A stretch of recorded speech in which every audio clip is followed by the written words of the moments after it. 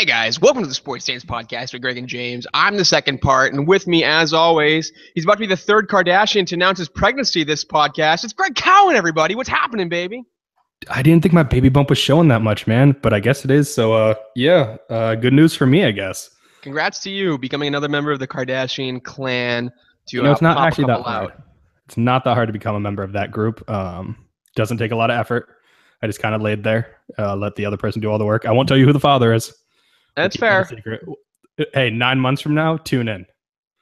Will do. We're gonna check out your special. You took a lot of naked pictures to make this happen. I wasn't proud of you then, but I'm proud of you now. So good for you. Damn straight. Hey, we got funding for the show, and that's all that matters.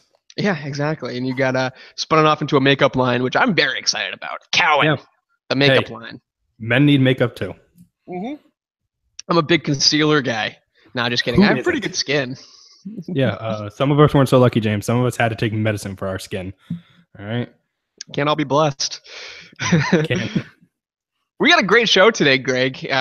We will talk never again about the Kardashians. I'm sorry I brought that up, but I know it's topical. It is.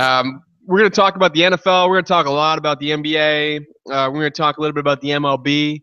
I got a fun little rant and segment that I'm going to throw on the end of it. But before we get into any of it, Greg, before we get into all the goodness that is week 3 in the NFL and everything from NBA world, how are you? What's going on with you? I'm good. I mean, had a nice little weekend. I had family come over, hang out, found out my in-laws who had a dog a few months ago that passed away after like 15 years. Super old dog. So sad, but not like totally sad. They're going to be getting a new dog this weekend. They finally caved. They're like, we just need one. So now my puppy will now have a cousin or an aunt. That's awesome. You do a little puppy play date sort of thing? Yeah. And apparently I met my neighbor's dog the other day, and they're like, yeah, bring your dog over anytime now because your dog's adorable. Wow. Hey, look at you. The dog's already paying dividends. He's making you hang out with your in-laws and your neighbors. I can personally think of nothing worse, but that sounds like it's right up your alley. So It is. It's very up my alley. You know me, James. I'm a big in-law guy. I do. Yeah. That literally sounds like just about the worst thing in the entire world, just hanging out constantly with my in-laws and my neighbors. But hey, do what you gotta do. Yeah. Whatever you gotta do to survive this world, you do it. And that's what I need to do. I need to hang out with my in-laws. Hey, one of my father-in-law is the intro voice of the guy that says the sports stance in our beginning. So you know what? That's true. That's the type of guy I am. Credit where credit's due. But enough about me and my in-law obsession. How are you? I'm really good. So I picked up the new. Well, the Deuce is good. I'm gonna go ahead and preface that. Deuce is very good. Watch episode 3, just aired on HBO. Nice. We love it. James Franco, man, 2 mustaches. This is a 2 mustache performance from James Franco. I know it bothered you last week. It's still an issue with you. No, I mean I think it's kind of a feat of strength at this point. He can pull off. He can perform a 2 mustache performance week in and week out. I mean that's kind of up there. That's up there. No. Oh, okay, so not at all. That's not as impressive. If it was like one was like a handlebar mustache and one was like like a little shorter, like plain like Tom Selleck type, I would have been more impressed. That's fair. The hair is slightly different. The hair is really the only differentiating quality. It's 2 different people. Yeah, exactly. Both with mustaches. So It's a 2 mustache James Franco, one of the classic 2 mustache James Francos. So definitely check that out. But I also picked up the new NBA 2K. And nice. Whereas your new acquisition, your dog, is going to make you more social and more responsible and make you hang out with people more, mine is the exact opposite. Mine shut me right in. I did get Madden actually like a few days ago. So I'll be somewhat antisocial. Madden is like the biggest shrug to me in the entire world. Madden's like, there's nothing for us here. We're Madden. Fine. Yeah. Pick us up. That's basically what I do. But I'm also not as skilled at the NBA 2K as you probably are. I do okay. I do okay with myself. And I actually do okay with myself, literally, because 2K has a new face scanning app. So you can actually take your phone out and scan your face into the game. And it's a delight playing as me. I was going to say, are you as gorgeous in the game as you are in real life? My girlfriend now has this running joke where she really likes Virtual James because he looks like me, except he's 6'4". He's muscular and he plays basketball professionally. So I mean, like every single night, she's like, "Where's Virtual James?" Yeah, you better watch out. You should pay attention to real James because your real virtual James stuff is Mr. Steal Your Girl. Yeah, virtual me is gonna make me, real me, sit fat on the couch playing video games, and she's gonna go and leave me for him. Yeah. I can't She's blame her. like, He's a he has a good looking real kid. job. He makes millions. I have a real job. I certainly do not make millions. I certainly don't play basketball. That's the key point. It's the millions aspect really of that whole thing. Yeah, exactly. So I'm thoroughly enjoying myself. In fact, she is gone for the night. She's at a function, work function. So as soon as we hang up here, that's the rest of my night. I'm Do pretty we need to excited about wrap this that. up now? Like, do you forget all sports talk? Do you just want to go?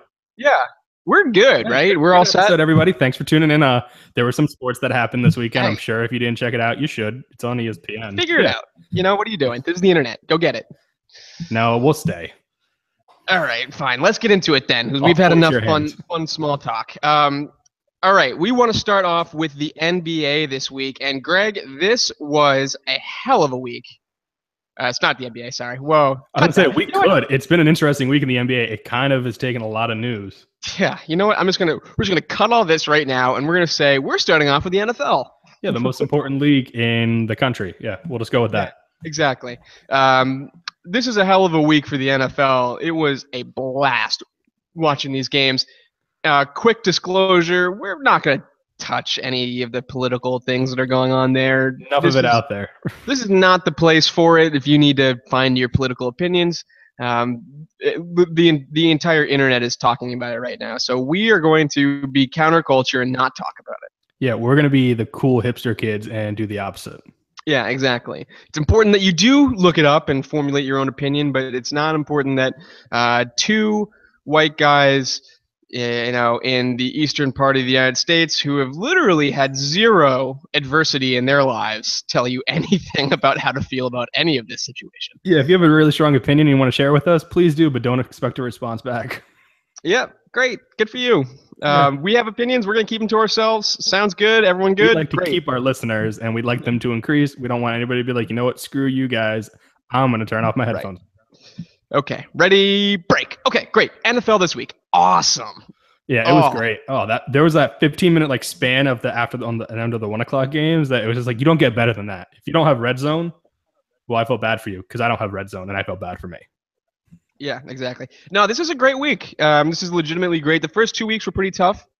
All things considered, the quality of play wasn't there. Is this how the NFL is going to be now because of the limited practices and the fact that no one actually plays during preseason? Are the first 2 games essentially preseason games and like sloppy playing? Or basically the entire month of September is going to be semi-sloppy until they kind of play into game shape? Yeah, I think you never really see those like hard grind out games until like November. And especially when you look at guys like Zeke Elliott, who was, am I going to be suspended? Am I not going to be suspended? I saw a shot of him today where it showed him with the cutoff jersey at Ohio State compared to now. And he's looking a little more like Eddie Lacy than, not. So. Yeah, tough look. But the games are fantastic. So what we want to do to recap this week is we have 4 questions that we're going to answer about this week because there was a lot of surprises. There was. A lot of things that neither of us were expecting, so I think that we want to tackle them all kind of in these succinct 4 ways. And the first one that I'm going to post to you, Greg, because there's a lot of this week, was what was the most surprising win coming from a bad team? So the bad team that won that surprised you the most.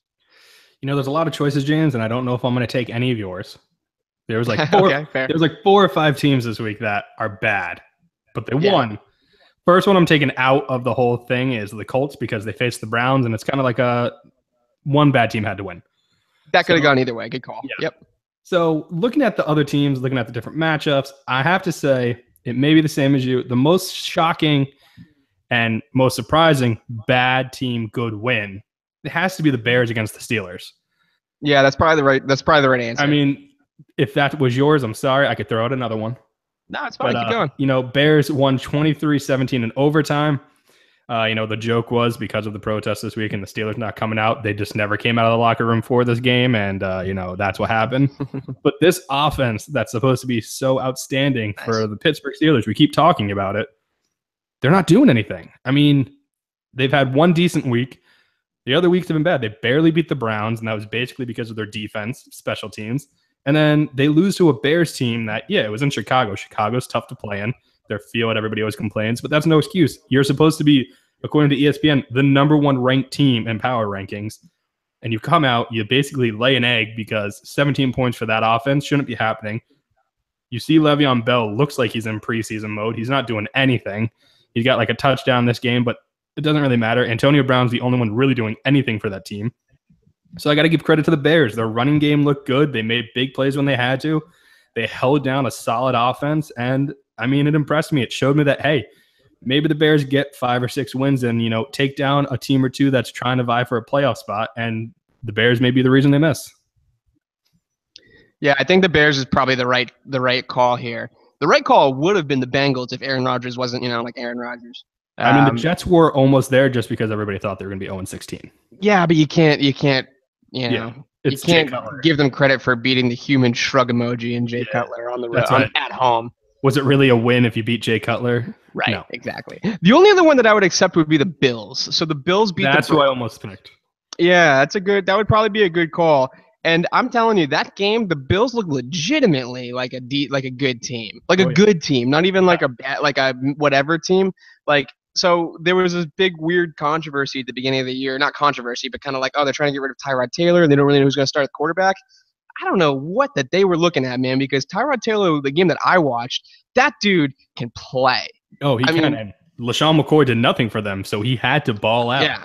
I don't like, I mean, there's plenty of other players who can qualify for this, but he's got to be at least in the top 3 for making throws on the run. That dude's constantly doing like the QB bootleg around, and he had that one like 30-yard toss to the tight end where he basically a beautiful back shoulder throw, going to his left side. I thought that he was really impressive against that team. Simeon, maybe not the QB god that we all thought he was after last week. Unbelievable. I mean, the power of Zeus just seemed to be sucked out of him. I guess so. I mean, but I think that coming from the sense that the Bills were supposed to be kind of a bottom feeding team, to the fact that they're now 2-1 and they have a good win under their belt now against the Broncos, who look like they could be a legitimately decent team. I think that the Bills was an impressive win. That legitimately surprised me. I thought the Broncos were going to come in there and stomp all over them. Oh, no, I completely agree with you, especially for a team that this whole offseason just built up drafts towards the end of the beginning of the season. Yeah. Like everybody just basically looked at them like, oh, it's going to be rebuilding. And McCoy's done nothing. So if he starts getting on a roll and this offense keeps doing what it's doing and the defense keeps playing well, because their defense isn't bad. I mean, they could be one of those sneaky teams that maybe gets that 6th wildcard spot. Maybe at least gives issues for the Patriots in the AFC East that maybe prevents them if they beat them from getting home field advantage. Because let's be honest, it's going to be the Patriots or somebody probably vying for that. And, I mean, it was definitely a very good win against a team that last week looked unstoppable. Definitely.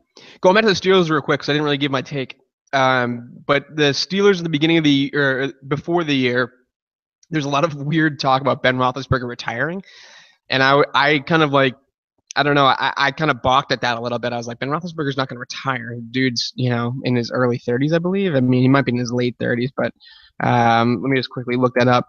But he had a lot of 35. He's the same as Eli and Philip Rivers. Okay, he's 35. So I mean, that's pretty old for a quarterback. I guess I'm just so used to Tom Brady that like whatever. But no, so I was really confused about all that talk about potentially, Ben Roethlisberger retiring, and through 3 games, I mean, I probably shouldn't have been that surprised, right? I mean, the dude does not look like the same guy as he did last year. No, he legitimately, he can't make all the throws that he could. He definitely looks hobbled, or at least, he's having a tough time kind of moving around like he used to. The style of play that he has does not lend himself to an older quarterback. It was all about shrugging off big hits and being able to, stay up when people are literally, 300-pound men are dragging at your knees, and he doesn't look that good after the first 2 seasons. So a couple bad teams pulling out the W this week, Greg. Yeah, definitely. Next question that I wanted to pose to you is which good team lost? Which good team that lost surprised you the most? We had a few. I guess you could literally just go back to the Bears Steelers, but yeah, really good team that lost. I mean, I'm not going to say the Panthers because you kind of even said, and we talked about last week, we don't know if they're really as good as their 2-0 start looked like. I don't think that they are. I legitimately think that this Panthers team is like a total fraud. What good team looked bad in a loss? Is that the question again? Yeah. It's what good team? Yeah. What was a surprising good team that lost? There's two glaring ones that I can see right now. Three, maybe.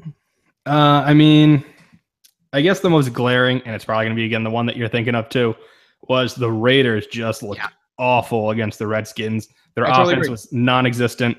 I like this. You and I don't usually agree on these things. Yeah, I know. Normally it's hot take city. A lot of butting heads and making different takes on things. Usually I'm trying to piss you off more so.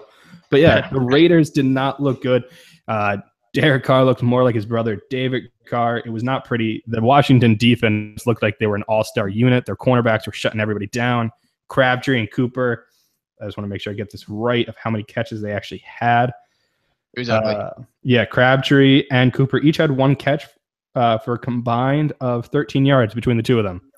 That's not helping leading receiver on the Raiders had 43 yards. Yeah, and their tight end threw for 118 yards. Good Lord. Yeah, their tight end Jared Cook was their number one receiver with 4 catches. He had 1 touchdown.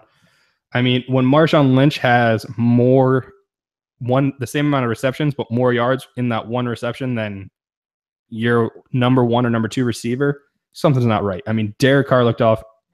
People always say it's hard traveling west to east for these teams, but it was a primetime Sunday night game. It's like a 5:00 game in the West Coast. Like, that shouldn't be the issue. And the Raiders defense didn't look terrible, but I mean, the offense just kept them on the field so much. They were getting worn down. Right. Yeah, I totally agree with you there. I didn't see anything about the Redskins the last 2 games that made me think that they were going to win this game. Nope. I guess home dogs. That home underdogs is the one thing that you can kind of count on a little bit. My biggest thing for the Redskins. I mean, I saw them play against the Eagles that first game because that was like the one game that was on Fox, and I was like super excited about the first NFL game. And they played pretty well against the Eagles that first half, but the Eagles definitely kind of put them away after the second half, and everyone kind of wrote it off as a bad game. That was a pretty good game at first, actually. Then the Eagles kind of came through. But then last week, they showed me nothing that made me think that the Redskins were a threat to the Raiders right now. No. So I really can't tell. Cousins is seriously, that doing that thing they did last year where it's like, I think I can win with him, but I don't know. I mean, it's like, but is he good? I don't know. He made some nice throws and he has an arm, but is he worth all the money? This is what always happens. This is what's going to happen with the Redskins all season long. Their fan base is going to be up and down with them. Raiders. Totally. The other answer that I would have accepted, you could have potentially said the Seahawks, but I don't think it was that surprising because I think the Titans are actually good. Yeah, the Titans are. I won't say the Seahawks right now, especially because I'm not that high on the Seahawks. Who I will say the Tampa Bay Buccaneers. I think that was a very surprising loss by them. So first and foremost, I fell into the same trap that I fall into every single fucking year, where I buy into the Tampa Bay Buccaneers hype. Everyone don't get it. What makes me think that the Tampa Bay? I don't even fucking watch Hard Knocks, and yet somehow I fell into the Tampa Bay Buccaneers hype machine. I don't understand it, and every single year I'm like, oh, they look kind of good actually. So I was pretty high on them this year. And then between that and the fact that fucking Case Keenum was going to be the dude that was slinging for the Minnesota Vikings, I'd watched enough of Case Keenum on the Texans to realize that this was like a match made in heaven for the Bucs. That's what I thought. And Keenum looked great. I picked up their fantasy defense and everything. I was ready for a big day. Yeah, really, really good. So I was actually pretty impressed. With the numbers that he put up. I mean, he was like 25 for 33 with 3 touchdowns, no interceptions. Delvin Cook, I mean, I called him in the beginning of the year as the rookie of the year, and if it wasn't for that kid on the Chiefs, I think that he might be legitimate. Yeah, Kareem Hunt kind of running away with that literally right now. Yeah, actually. And so I'm actually kind of mad about that because I thought that the Cook pick was a pretty good pick. It's still a solid pick. Hey, there's a long season left, a lot of games. But man, I did not see Case Keenum coming. No, I did hear an interesting fact about him after they beat the Bucs though. He's faced them the past 3 seasons, and he's 3-0 against the Bucs in the past 3 seasons. Yeah. Oh, there you go. 3 different teams, but beat them every time. It looked like, I coming into the season, I thought it was really legitimately going to be a Tennessee Titans versus Tampa Bay Bucs. No, sorry, Tampa Bay Bucs are an NFC. What am I talking about? I thought that NFC South division was going to be a lot more competitive than it is, and it really looks like the Falcons could just run away with this thing and not be that bad at all. Yeah, I declared it the most competitive division at the beginning of the year. you did. Hey, So that was a surprising loss to me. The Bucs could still bounce back. They've only had 2 games because it's that weird first week bye. 14 straight Hurricanes. Besides that, I did not see that coming. No. Okay, third question I'm going to pose to you about the NFL week, Greg, was the game that left you with the most questions coming out of it. The game that left you with the most question marks after the outcome. Well, James, you're not going to like the one I have going into this, but it did leave me with a lot of questions because it was kind of like one of those. It kind of, if we have time for overreactions, it's kind of playing into my overreactions, at least one of them.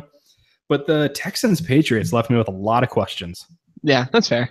I mean, the Texans offense, where has it been until now? Like, where is this? Is it going to be something that's sustainable? Is this now Deshaun Watson feels comfortable enough after 2 starts that offense is going to be moving? Is it really just the Patriots defense is horrible? Is Matt Patricia like losing it this year? He's given up 90 points. That defense given up over 90 points in 3 games. Brady looked iffy. He was on the ground a lot. I mean, he made a hell of a throw at the end of the game to Brandon Cooks because, that's just what Tom Brady does. But, I mean, a lot of questions. The defense for both sides, the Texans defense is supposed to be the stout defense. It looked good at the beginning of the game, had a lot of energy, seemed to just kind of fade away. And especially with the Patriots team that has a lot of injuries. Like, I don't know where this team has a chance to go. Obviously, Patriots are going to win the AFC East, probably have at least 12, 13 wins. But it's still one of those things this year more than past years. Their defense is very questionable after what I've been seeing. And the Texans offense, I've still got to know, like, are they just going to rely on basically throwing to Hopkins and that's it? Or is Deshaun Watson going to do what he did in this game where he spreads it out a little more and gets a lot more offense generated? Those are all really fair points. I think that the Pats' offensive line on the left-hand side, especially on Brady's blind side, was really lacking. He was on the ground a lot. Every time I fucking turned around, dude, he was getting hit by somebody. He didn't see it coming. So whoever's on that side, I think it's Solder, but I think it was the left guard that really fucked him over. Anyway, that was tough. The defense looks bad. I mean, just like there's no other way to put it. This looks like circa 2012 defense right now. And that's not a good thing. No. Gilmore finally had a pick, so like he showed some life. But like other than that, he didn't look that great. And he hasn't looked that great this whole season. That's kind of been a bust contract, which is too bad. So I mean, it's tough. Luckily, we do have the greatest quarterback that ever lived. So I mean, whenever trouble, that game was like the definition of. I watched the game with a bunch of Patriots fans, but I did watch it with a couple non-Patriots fans, and all the non-Patriots fans were like, you guys shouldn't even be worried right now. Like, this is the least surprising. Like, if Tom Brady wins this game, it's the least surprising thing in the entire world. And we all still freaked out when he won, but it was very true. I mean, like, if you weren't a Patriots fan with nearly a... Oh, you froze. ...one timeout for a touchdown, I think that you should, relinquish your Pats card or your Pats fan card, because that was pretty funny. Yeah. By the way, during that, you froze like halfway through your rant, so that was really funny to just hear how you went from like Tom Brady and then it just paused and then you continued. There's a lot of dick sucking going on in case no one heard that. Yeah. Okay, cool. My game that left me with the most questions was the first game of the entire day, which was the Jacksonville-Baltimore game in London. What the fuck was that? What was that game? I don't know. I think the Ravens forgot what time the game started, and they sent like their practice squad onto the field, thinking it was like a training session. Dude, okay, so I watched because that was the only game on in the morning. I woke up, I made some eggs, and I watched that game. I watched like every second of that game. Blake Bortles made every fucking throw. Like, whatever you want to say about that dude, like. He's had like an unconvincing first couple of weeks. He had a really shitty last year. His first year was actually not bad. And actually, the person who gave him a shit ton of praise when he was a rookie was Bill Belichick. Go figure. But yesterday's game, I don't know very much. I don't watch the Jacksonville Jaguars a lot, but I know what I saw, and that dude made every fucking throw. Yep. Every throw you want a quarterback to make. He made the bombs. He made the checkdowns. He made the throws on the run. He made the throws when his first read was taken away, which was admittedly not very often because the Baltimore's defense stunk. But every single fucking throw he made, and then he also connected really well with his kid Mercedes, Lewis, and that looks like a pretty lethal combination. Yep. So, you could talk about how the Jaguars' defense was really good. You can talk about how the time difference. You can talk about the Ravens just didn't show up. What I saw was Blake Bortles beat the Ravens. That's what I saw. That's what everybody saw. It was plain and simple. It left a lot of questions of what's going on with the Ravens. I forget. I don't think I actually noticed. What happened with Joe Flacco? Did his back flare up again? No, he just stuck. He got benched. That was literally what it was. I caught it too late in the game when I saw Mallet in, and I just didn't care to check what happened. He got benched. He sucked. Yeah. Okay. Well, that does raise a lot of questions. So does this mean Joe Flacco is not elite? He won a Super Bowl, though. But he got benched against the Jags. But except he won a Super Bowl. It's tough. Tough. A lot of weighing options. Yeah, scale's kind of in the middle, folks. I guess we're going to need We'll have to keep going. Yeah. Cool. And the last question we want to ask about the NFL season is which game left you with the most answers? Which game did you watch and you're like, I know things about this league? Do you know things about this league? Thank you very much. You're welcome. It's going to be such a homer answer, but I haven't done it It's the game I was looking at. We both on a totally same page. Yeah, Let's do it. We have been on the same page. Eagles-Giants gave me the most answers this week. Dude, the Giants stink. Giants are awful, and I mean, granted, it was a 27-24 game, so, it was close at the end, but the Giants really didn't do much until the fourth quarter, where I don't know what the Eagles were doing, what their defense was doing. They just let OBJ have a few shots at the end zone. 24 points in the fourth quarter is tough. Yeah. That's a bad look. I mean, that comes down to coaching. I'm amazed that in that fourth quarter, they didn't actually end up taking OBJ out after he did the little dog urinating celebration, which nobody still knows what that was about. But it answered a lot of questions. One of them being Carson Wentz can handle the pressure. One of the issues he had last year was pressure situations. He did not do well. So, that question's answered. Only thing that sucked about that game, one answer was Darren Sproles is in fact out for the season. That kind of stings. But yeah, I mean, the Giants defense. Would you like a very nice, healthy Dion Lewis for one of your nice linebackers? For one of our, take Kendricks. I'm fine with that. You can take one of our linebackers. You can have Kendricks, just not Hicks. Okay, give me Hicks. I'll take Dion Lewis. We'll keep haggling. Bring him back to Philly. Mike here. All I want to say is if he does come back to Philly, he has to wear a Patriots uniform underneath an Eagles uniform to still keep whatever magic apparently went into his body after he went there. Fair enough. Yeah, the defense. No, the Giants stink. First of all, the Eagles' defense is really good, except for the fact that I do legitimately think that if you let the Giants score 24 points in one quarter, that's 100,000,000% on coaching. So I think that you got to be at least a little shook about Peterson. But the Giants. It'd be Schwartz, if anything. Schwartz basically has full control of that defense.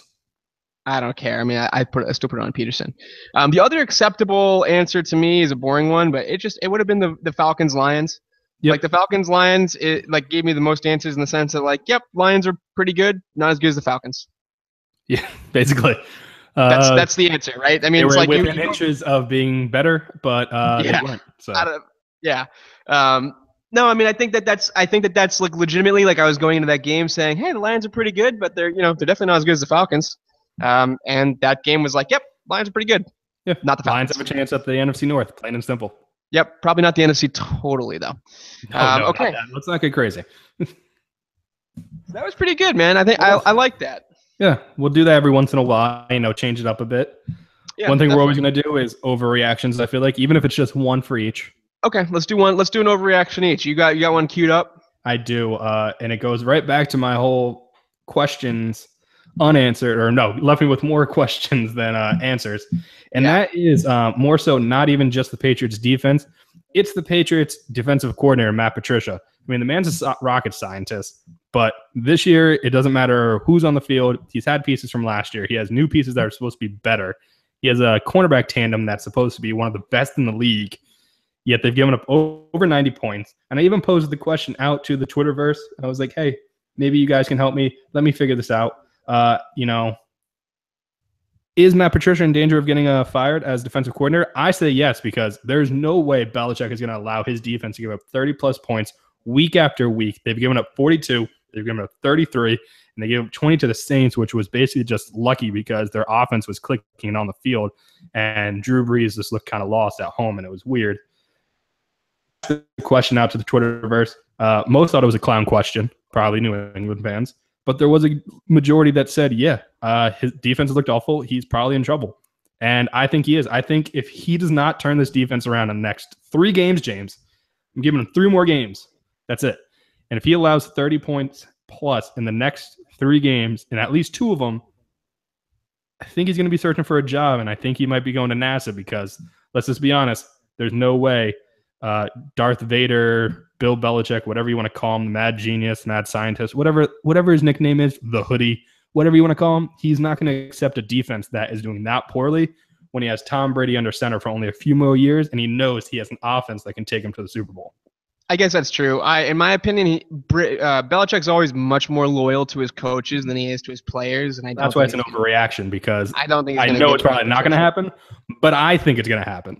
All right, fair enough. My overreaction comes from the Thursday night game. My overreaction is that Jared Goff is a bona fide #1 overall pick, baby. This dude can play. Let me just throw some stats at you, Greg. I don't want to get all nerdy on you, but let me throw some statistics right in your dome. Last year, Jared Goff, who looked like a total bust, totally fine, go ahead. He had a league trailing, I don't know how to say that, worse than the league, 5.3 yards per reception. On your own. This year he's up near the top at 10.1 yards per reception. He's got over a 70% completion percentage. He has 5 touchdowns to 1 interception. He has a quarterback rating of 118.2, and more importantly, he showed a big old pair against the 49ers in a Thursday night showout, Color Rush. Yeah. Thursday night showdown, total shootout. I think this kid looks pretty good, actually. I really do. I mean, I think that he was definitely way overhyped, especially for the amount that the Rams gave up for him, going into the season. But I think that he was thrown into a pretty shitty situation last year. It was a whole franchise that was totally in turmoil. No stability in that franchise. You had Jeff Fisher. You had the team moving to Los Angeles. He had no weapons around him. He had a pretty porous offensive line. So he just kind of got thrown into like one of the shittiest situations that a young quarterback can be thrown into.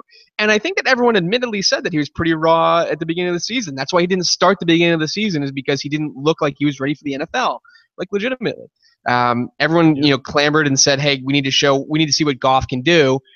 And they threw him out there, and it turns out he's pretty bad. Yeah, he looked pretty rough last year, but this year I agree with you. I think he looks good. It's an overreaction, but still pretty good looking. Can he be like a comeback player of the year? Is that like possible? I don't know. That's firmly in J.J. Watt's hands if J.J. Watt finishes an entire season. That's true. It doesn't even matter what he does on the field. He could have like 4 tackles literally all year. He could defecate on the middle of the field, and the football writers would give him comeback player of the year. Literally, all it would say is, "Hey, JJ had 4 tackles, but he raised over like $35 million for hurricane relief funds, and that is a comeback better than anything else." Which, in fairness, I think if JJ Watt defecated in the middle of the field, it would be red, white, and blue. So that's good. At least we have that. Is that part of the flag conduct code? I don't know, James. I don't know. We'll see. Okay, that's our NFL coverage for this week. I think it was pretty extensive. I like that. I think that we did a good job. I think we did. Pat on the back. Good job. Yeah, good job to exactly. ourselves. Players can't congratulate themselves mid game like that guy from the Bears who fumbled on the 1-yard line. But we certainly can. Yeah. By the way, I forgot. Side overreaction. Elliott, the kicker for the Eagles, best kicker in history of game. That was pretty good. I will give you that. That's pretty good. Yeah. 61 yards. Good Lord. God damn. Okay, moving on to the NBA. We had a lot of NBA news this past week. We had major trades, major acquisitions. We had and we had Media Day, which I actually really love Media Day. I mean, It's like you love spring training for the MLB. That's like that gets your boys going. That gets your rockets fueled, your engines revved. I get some hard batwood. Me, on the other hand, I love me some Media Day. I want these guys. Every uniform looks crisp. It's a crisp uniform, Greg. Even with the new Uh, logo on the side? yeah, let's not talk about that so much. But All right. they're also Okay. filming all of their promos, so they have to awkwardly stare into the camera and say, "This is Comcast Sportsnet," and all that kind of fun stuff. And I Or love let's it. go Celtic Nation. Yeah, exactly. Um, but we had a lot of stuff. But to start off, I think that we're going to talk about um, the Carmelo Anthony trade. So Yeah, it's probably a good Carmelo place. Anthony was traded to the Oklahoma City Thunder from the New York Knicks. In return, the New York Knicks got Enes Kanter, Doug McDermott, a second-round pick, and a parcel of magic beans, maybe, because that's the only other real way that I would Nothing. consider this trade a win.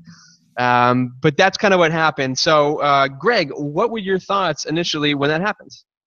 Initial thoughts was who did the Thunder trade? Because they traded away stuff for Paul George earlier in the year. They gave away Oladipo. I forget who the other piece was. But I was like, who do they have left on that squad that they can possibly give to the Knicks? If the Knicks are like, yeah, fine, we'll trade Carmelo away for that and be able to feel comfortable and good about this. Basically, the Thunder, Sam Presti did a fantastic job. He's done a fantastic job this whole offseason, pulling in now Paul George and Carmelo to team up with Russ and still keep Adams down low. I mean, that's a group of 4 guys that will be able to compete for the number 3, maybe even 2 seed if they gel quickly together. But I mean, That's a fucking heist. yeah. But I do have one question. I want to know if Melo's allowed to wear his hoodie under his uniform all season. If that's allowed, Thunder may win it all. That's a good question. I'm not totally sure. I don't think I'm the person that's able to answer that, but I do want to say that Sam Presti, he got a lot of shit for, losing Kevin Durant and especially for the Harden trade and all that kind of stuff. This offseason, Sam Presti has turned Victor Oladipo, Dante Sabonis, Cantor. Doug McDermott, Kanter, and that's it into Paul George and Carmelo Anthony. Yeah, second round picks. I mean, not many do much usually. Right. But I just want to let that sink in. That's who he turned into Paul George and Carmelo Anthony. Like, He had whatever like you want to 10 say about wins to Carmelo that Anthony. team easily. Yeah, whatever you want to say about Carmelo Anthony in New York, because I do think that he was like legitimately like a bad player when he was on the Knicks. Whatever you want to say, I don't care. That's an unbelievable summer for Presti. And he absolutely, like, I'm so in on Kyrie and the Celtics, but fucking Presti won the whole offseason. Like, you Yeah. kidding me? In your words, 100%. 100%. Yeah, exactly. So now when Russell Westbrook has, 3 guys that are pulling him in, to the middle of in the middle of the paint when he's driving, he has Carmelo Anthony and Paul George to kick out to. When you need to stopper for one of the best wings in the league or power forward or point guard, you have Paul George to sick on him. When you need a bucket in the last 2 minutes of the game and you need to put a 6'9" forward who can ISO, hit threes, and drive to the basket, you have Carmelo Anthony. I mean, that's a scary team. Yeah. So I think that that's a fucking awesome addition for the Can we Thunder. switch the Thunder to the East just so we get like some more competitive with like the Cavs, Celtics, Thunder in the East, and then everybody else can stay in the West? I don't like that. I don't like that at all. The West is so stacked. It's just so unbelievable how I think they said 7. I heard something like 7 of the 8 like big moves this year with top players, like top 20 guys in the league. All the moves, 7 of the 8 of them went west. Only 1 went east, and that's just it's mind-boggling. It's just the West is a juggernaut. I don't know how it's become this way. I don't know why more stars don't go to the East, but now you have Melo in the West and a team now that has 3 legitimate scorers that basically you just need a few points from every other guy on that court and your bench, and you got a game won. Yeah, totally agree. So you had a start bench cut for the folks that you want to whip out. I do. We'll do this, and then we'll get to the big news of the day, if you want to say that, with Dwayne Wade going to the Cavs. Spoiler alert. Oh yeah. We can throw. Why don't we do the start bench cut first, and then we'll throw that in there. Yeah, good. All right, so start bench cut hasn't been here for a while. We're bringing it back. So figured this one's a good one. With the Melo trade and everything like that, all the moves this offseason, start bench cut. Biggest threat to the Warriors this year. Is it the Cavs, the Rockets, or the Thunder? Now, if you're out there and you're wondering, why didn't we put in the Spurs? I'm going to be honest Why with you. didn't we put in the Celtics? Yeah. No, I'm just kidding. It's fine. Yeah. I mean, let's be honest here. Coming out of the East, most likely is the Cavs. Still, Celtics probably could be in like a year or so. Could surprise everybody this year. You never know. I'm just kidding. The Celtics aren't a threat. Let's go. Yeah. But then you have the Spurs who, they got Kawhi. But at this point, that's kind of it. Tony Parker is getting older. Ginobili, he's not doing anything for you. Aldridge looked awful last year. And Gasol is, again, also getting older. So that's why they're not in there. The big moves this year were the Thunder, Rockets, and the Cavs just, kept doing stuff. So, James, start, bench, cut. Who's the biggest threat? Okay, my cut's going to be the Rockets. I don't see any situation where, that happens. I like the addition of Chris Paul, obviously, but he's past his prime. He's a short point guard.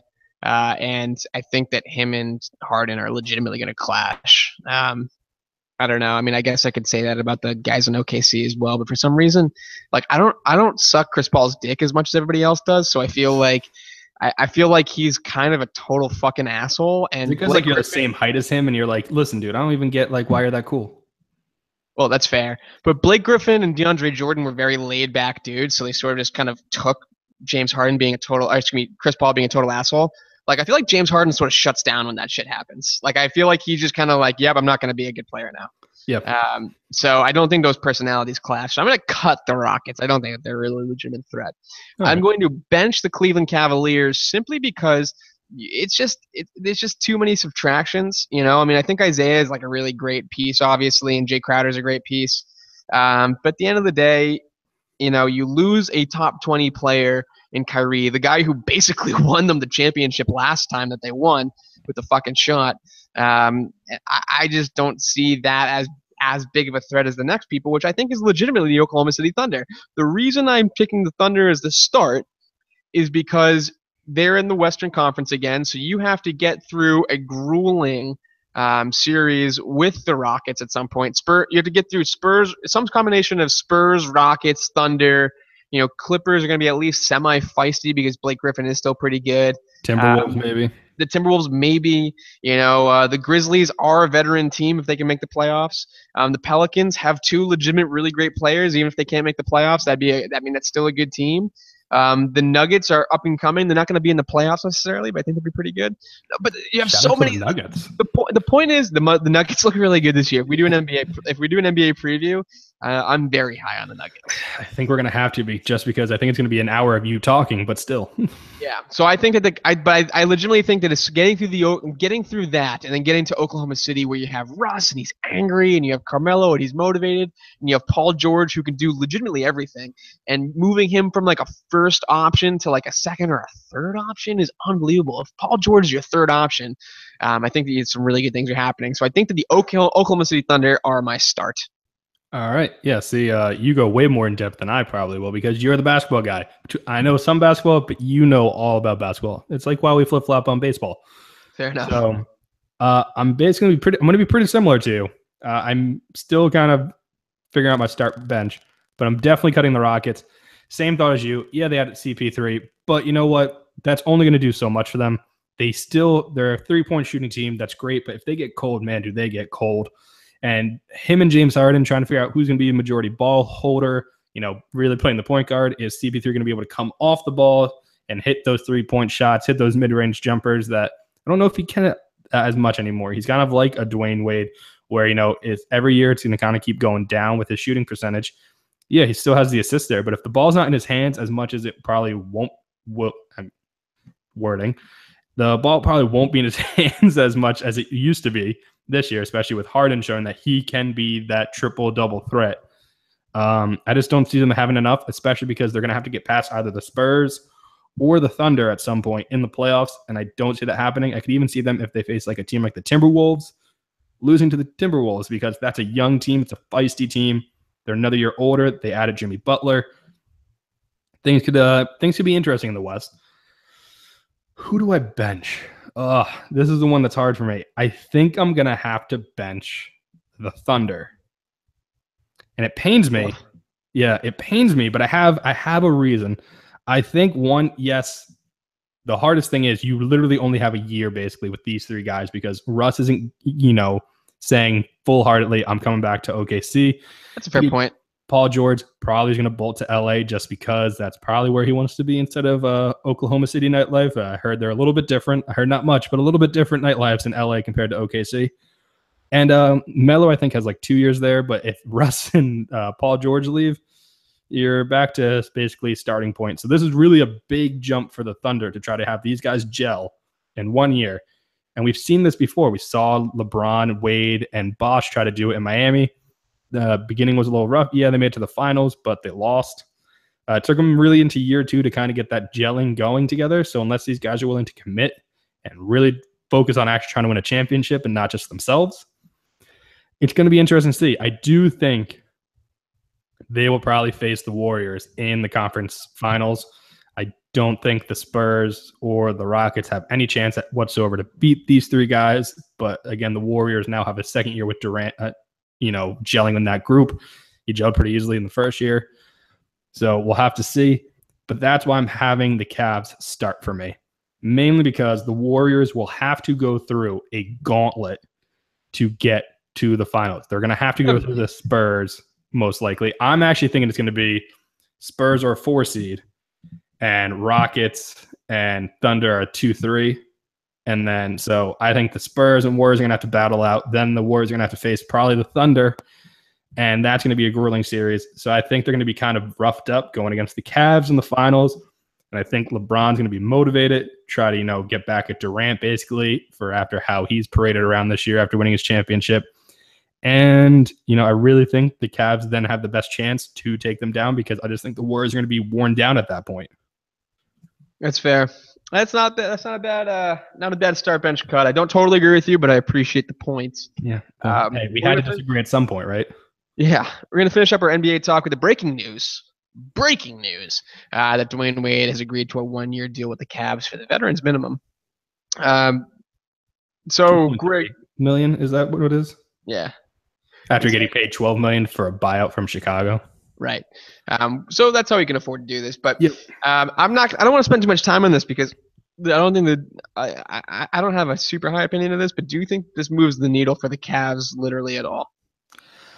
No, I think it keeps the Cavs where they are. I think Wade has to basically just accept that he's probably going to have to be a somewhat bench player because if you're the Cavs, can you really afford to bench a guy like Crowder, who's really that piece that you have been missing the past few years with being the guy that can move all over the court defensively? He can hit 3-pointers where Wade can't. And J.R. Smith, who, if he's hot, he's hot. You got to go with the hot hand. And Wade's not always that guy. And year after year, he's been kind of getting more declined. You certainly can't play Dwayne Wade and Derrick Rose at the same time with the poorest 3-point shooting. That would be the worst spacing in the entire league. 4 knees go out at once. Is that possible? Yeah, that'd be the unhealthiest and worst 3-point shooting tandem in the entire league. So I don't think you can do that. I don't think that this moves the needle for them at all either, besides the fact that Dwayne Wade's kind of a winner and that gives them an edge. But I mean, that's all intangibles and that doesn't really translate to the court as much. So good for Dwayne Wade. He's going to hang out with his buddy and all that kind of stuff. I just don't think that moves the needle for him all that much. Yeah, makes sense. All right, you want to touch on Aaron Judge? Yeah, figured got to get some baseball talk. Everybody kind of knows where everybody stands in the hump for October. Most teams are kind of sewn up their spots. Red Sox are still trying to close out the East. Yankees have already secured their wild card spot at least. They have somewhat of a chance at the East. And then the Twins most likely the second AL wild card. The only one that's still close is the NL wild card, where it could be, I believe, the Rockies or I want to say the Brewers. It's like a 1.5 game. So that's like the only big one. But the big thing now people are talking about is Aaron Judge the other day hit his 50th home run, breaking Mark McGwire's rookie home run record of 49. Everybody's going nuts, crowning him, saying he should be AL MVP. And I kind of wanted to get your thoughts on it. I'm going to throw out some quick stats. Basically, I'm trying to think, is Aaron Judge most likely rookie of the year, but is he going to be the best, worst rookie of the year in a while? And my reason is he has 50 home runs, yes. He's hit 108 RBIs in, but he has struck out 203 times. That is a lot. Yeah. I honestly think that, in my opinion, I think that he deserves Rookie of the Year for the first half of the season. I thought he had pretty much the best, first half of the season of any player, rookies or non. right before the All-Star break, and then after that he came back down to earth. He regressed towards the mean. And I think there's nothing wrong with that. You regress towards the mean in high volume games like baseball. I do think that he's the AL Rookie of the Year. I think that he's the most exciting thing that's happened to baseball since Bryce Harper came in. And Mike Trout fever happened those 2 years ago, or whatever. Yeah. But I don't think that he's the MVP. I just don't think that you can crown some rookie who blasted 50 home runs the MVP, especially since the Yankees are actually pretty good. They got a lot of really good young players, and it was not just Judge. Like, he definitely was very exciting, and he definitely should be someone you should hang your hat on if you're a Yankees fan going forward. But I don't think that he's the AL MVP. Yeah, I don't think he's the AL MVP, and I do think he's going to be one of the best Rookie of the Years, but at the same time, worst. I mean, the guy's basically a boom or bust type hitter. He's either cranking bombs out or he's striking out. And it's just one of those things that if you get 500, 600 at bats a year and you're striking out a third of them, that's not good. Yeah, you're hitting 283, but he also had like a 60 game chunk where he was just awful. And it was so bad. And you can't have that happen because when you're fighting for a wild card spot, luckily they still got it because the rest of their team kind of picked up the slack. You got to be consistent. And, people are already kind of crowning him as like the next big guy. And yeah, he can mash. There's no doubt about that. But I even prepared for this one, James. I even put out a Twitter poll for this one because I was like, you know what, Aaron Judge, I want to know what people actually think about him. And I said, is he the best, worst kind of Rookie of the Year ever? 40% said yes, best rookie ever. 53% said no, he homers or he busts. And then there was 7% that said, I just don't watch MLB, so I don't care. Okay, fair enough. So yeah, I think the people are kind of right on. I think he's. I'm siding obviously with the popular opinion there because I don't think he's the greatest rookie ever by any stretch of imagination. I also think terrible comparison to make for him, but I think as the years progress, he's going to become more like a Aaron Dunn, where it's just basically all he is hitting 240, 230, and just smashing homers or striking out, and that's basically it. It's probably a fair comparison, unless he gets any sort of plate vision like he showed the first half of the year, which doesn't look like to be the case. Plus, he does have that right field porch in Yankee Stadium. That probably does help a little bit. Yeah, I know he's hit some bombs, but that's got to help a little. Right.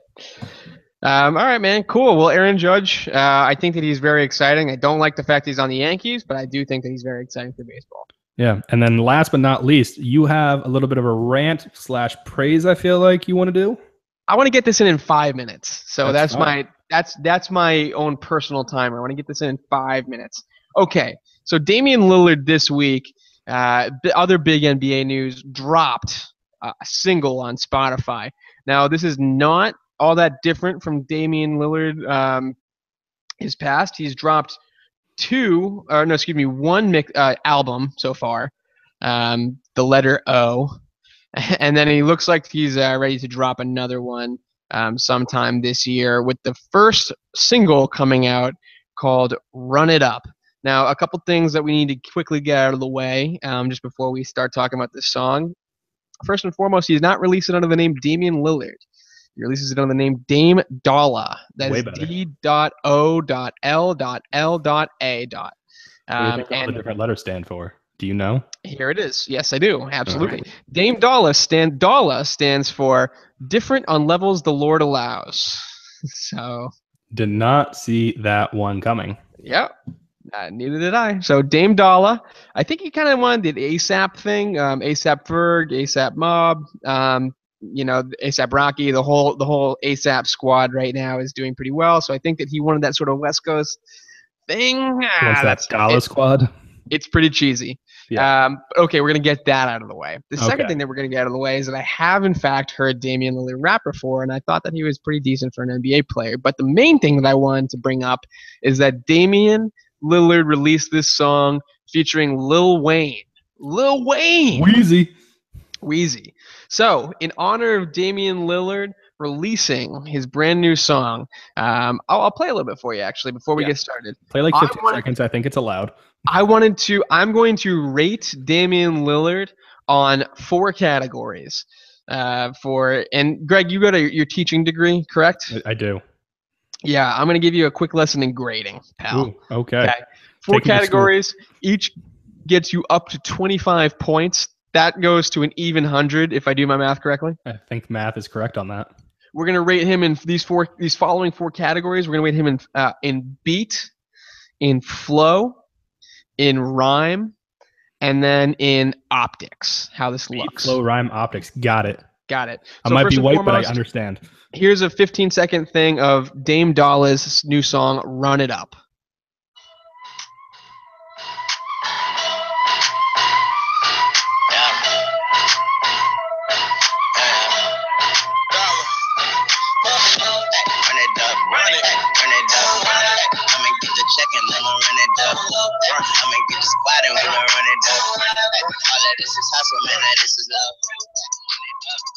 Okay, that's just the chorus. Obviously, we didn't hear too Is much there a of part rapping. of him that actually is him rapping? Because I feel like I need to hear that. Right there. All of this is hustle. Y'all about to make it where I gotta show my muscle. When I'm getting to it, girl, it's easier to love you. Tried to give me scraps, I made them pieces to the puzzle. Ain't no secret money on my mind. Sit at my Okay. So first, If that was more than like 15 seconds. whatever. No one's listening to this. Okay. First category that we're rating Damian Lillard on is beat. The beat category. So I kind of like that beat. It's not a trap beat like you normally hear nowadays. It almost kind of sounded to me like in early 2000s, kind of like 50 Cent sort of vibe. Like that was, that sort of era. The kind of, it was almost like flute-ish in a way, and I do like I like any rap beat with a piano bass background. I do appreciate that. Kendrick used that a lot on his new record, and I thought that was really good. I love the piano. But it's not like blow me out of the water. You know what I mean? So I'm gonna give that out of 25. I'm gonna give that a solid 20. Okay, that was pretty good. I'm giving it a 17. 17. Gotcha. Okay. I'm not going to give you my reasons. I'm just giving 17. We're trying to get this done in 5 minutes for you. You got it. The next one that we're going to talk about is we're going to talk about flow. Okay. I think that Damian Lillard's actually got a pretty decent flow, for a rapper. Yeah. For a basketball player. He has a good voice. The thing that first hits you with any rap song, besides the beat, I think is the timbre of the voice. The timbre, for those people who don't know, is how the music actually sounds. Like you can be on key without having a bad timbre. He's got a good timbre in his voice. It's timbre. He's not yelling it. It's just a thing. Exactly. I think it's a confident flow. At the same time, it's a little choppy. He's a basketball player after all, so we can't award him full points here. I'm gonna give him a 19 on the flow. See, I was gonna give him a little more for flow. I was gonna give him a 21 for flow, just because I like the muscle line, especially. Well, here we go. We're gonna get into stuck me onto it. So 21 from me for there. So right now I got a total score of 38 so far between 2 categories. I got a 39, so we're right there with each other. Now we're gonna get into the rhyme right now, and I think that this is where he's gonna take a hit in my book right now. Okay.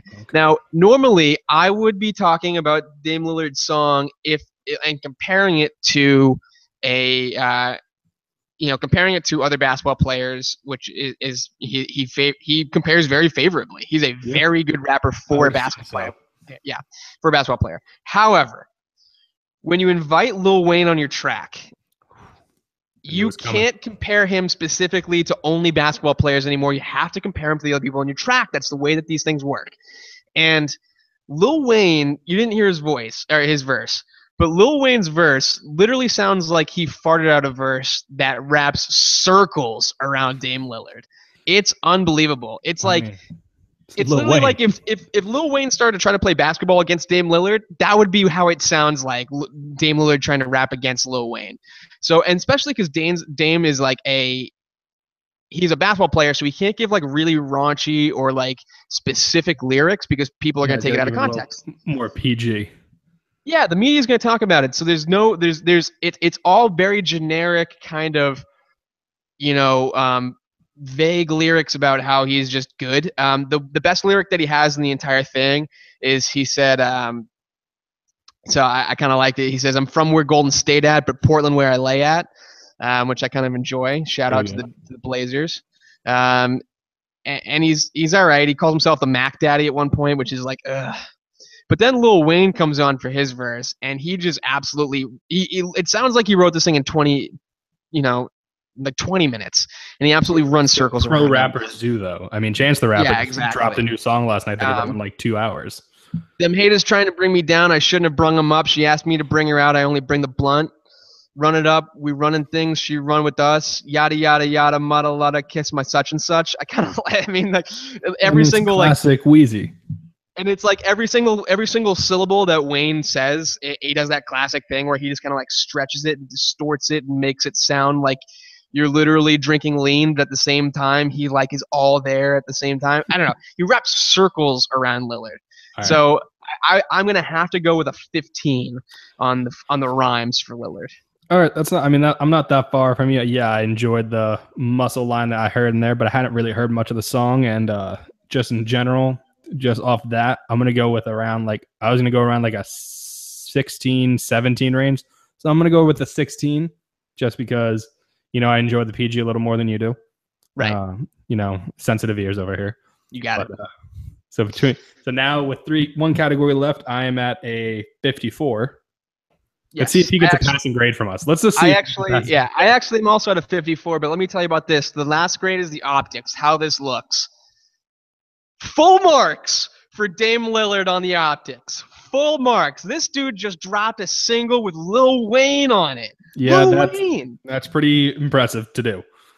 I would say if you had to ask me who was the biggest rappers in the world, starting from the beginning of the century all the way up until now, I would say that would be in this order.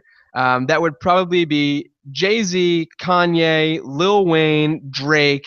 No, excuse me. Jay-Z, Lil Wayne, Kanye, Drake, and Kendrick. Okay? That's like the order of the greatest rapper alive belt. You start off with Jay-Z. I would also accept Eminem because Eminem was like, that span in like a few years where he dropped a few really fire exactly. beats. I would also accept Eminem. Maybe Eminem's like right before. He's like Jay-Z. a 6 maybe.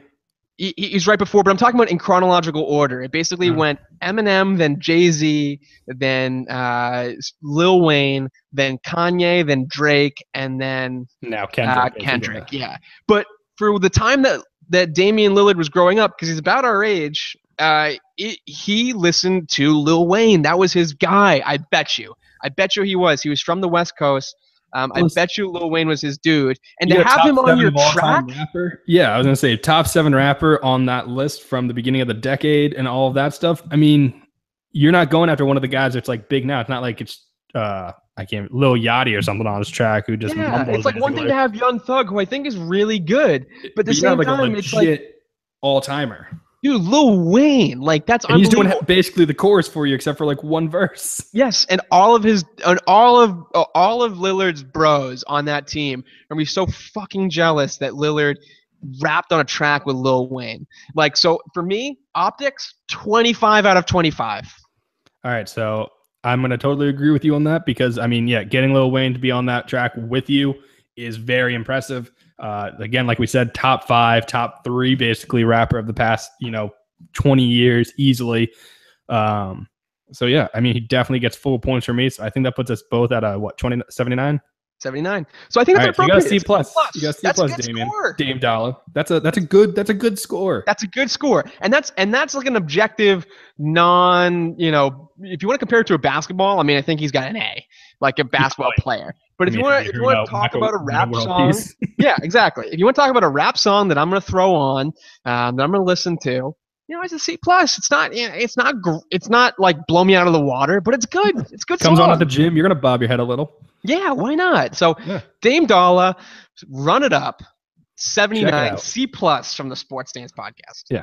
Check it out this weekend while you're watching the games, before the games, getting ready, while you're barbecuing. Do whatever you got to do. Just listen to it. Exactly. All right, man. Anything else you want to cover before we wrap this bad boy up? No, I think that's about it. Hopefully everybody's fantasy weeks go a little better this week. I went 1-1, so I'm 3-0 in our league though, so that's all that really matters. Yeah, you can't complain. Nope. I won this week too, in case anyone's keeping track. Nice. All right, man. Well, thank you so much. Thank you guys for listening, and we will talk to you guys next week. Have a good one.